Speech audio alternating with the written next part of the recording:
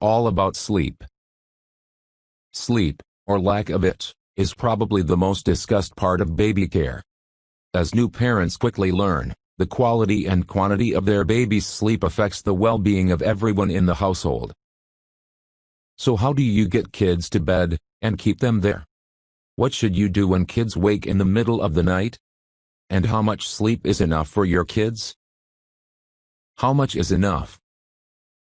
Sleep needs vary by age. But common rules about how many hours of sleep an infant or a 2-year-old need might not be helpful when it comes to your own child. These numbers are simply averages reported for large groups of kids of particular ages. There's no magical number of hours all kids need in a certain age group. Still, sleep is very important to kids' well-being. The link between a lack of sleep and a child's behavior isn't always obvious. When adults are tired, they can be grumpy or lack energy. But kids can become hyper, disagreeable, and have extreme changes in behavior. Here are some numbers based on age, with tips to help you get your child to sleep. Babies, up to 6 months. Newborns' internal clocks aren't fully developed. They can sleep up to 18 hours a day, divided about equally between night and day. Newborns should be wakened for feeding if they sleep more than 4 hours until they have good weight gain, usually within the first couple of weeks. After that, it's okay if a baby sleeps for longer periods. After those first weeks, infants may sleep for as long as 4 or 5 hours at a time. This is about how long their small bellies can go between feedings. If babies do sleep a good stretch at night, they may want to nurse or get a bottle more often during the day. Just when parents feel that sleeping through the night is a far-off dream, their baby usually begins to sleep longer stretches at night. At 3 months, a baby averages about 14 hours of sleep total, with 8 to 9 hours at night, usually with an interruption or two, and 2 or 3 daytime naps. It's important to know that babies can cry and make all sorts of other noises during light sleep. Even if they do wake up in the night, they may only be awake for a few minutes before falling asleep again on their own. But if a baby under 6 months old continues to cry, it's time to respond. Your baby may be truly uncomfortable, hungry, wet, cold, or even sick. Keep routine nighttime changes and feedings as quick and quiet as possible. Don't provide any unnecessary stimulation, such as talking, playing, turning on the lights, or using a bright mobile device while waiting for your child to sleep.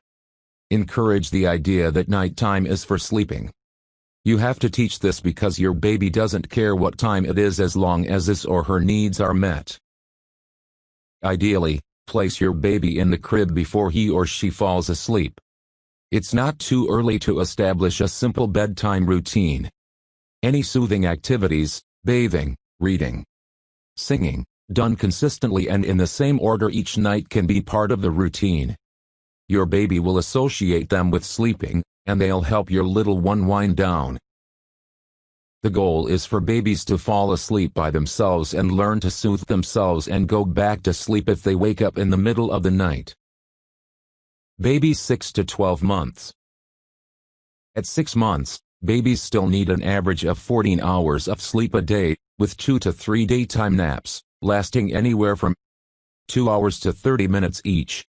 Some babies, particularly those who are breastfed, may still wake at night. But most no longer need a middle-of-the-night feeding. If your baby wakes in the middle of the night, but you don't think it's due to hunger, wait a few minutes before going to your baby. Sometimes, babies just need a few minutes to settle down on their down. Those who don't settle should be comforted without being picked up. Talk softly to your baby, rub the back, then left to settle down again, unless they're sick. Sick babies need to be picked up and cared for. If your baby doesn't seem sick and continues to cry, you can wait a little longer, then repeat the short crib side visit. Between 6 and 12 months, separation anxiety, a normal part of development, comes into play. But the rules at night are the same through a baby's first birthday. Try not to pick up your baby, turn on the lights, sing, talk, play, or feed your child. These activities don't help your baby learn to fall asleep on his or her own and encourage more awakenings. Toddlers. From ages 1 to 3, most toddlers sleep about 12 to 14 hours over a 24-hour period. Separation anxiety, or just wanting to be up with mom and dad, and not miss anything, can motivate a child to stay awake.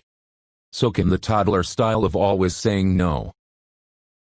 It's important to set regular bedtimes and nap times, and to stick to them.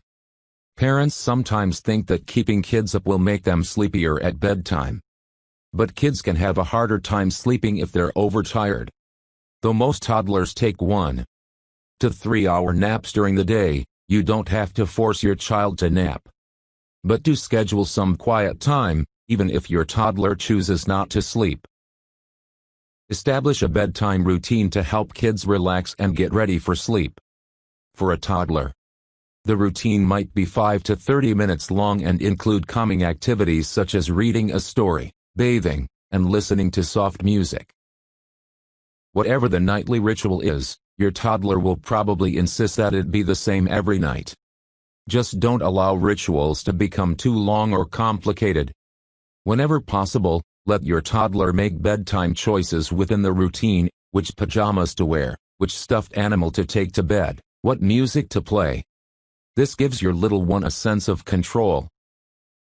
Even the best sleepers give parents an occasional wake-up call.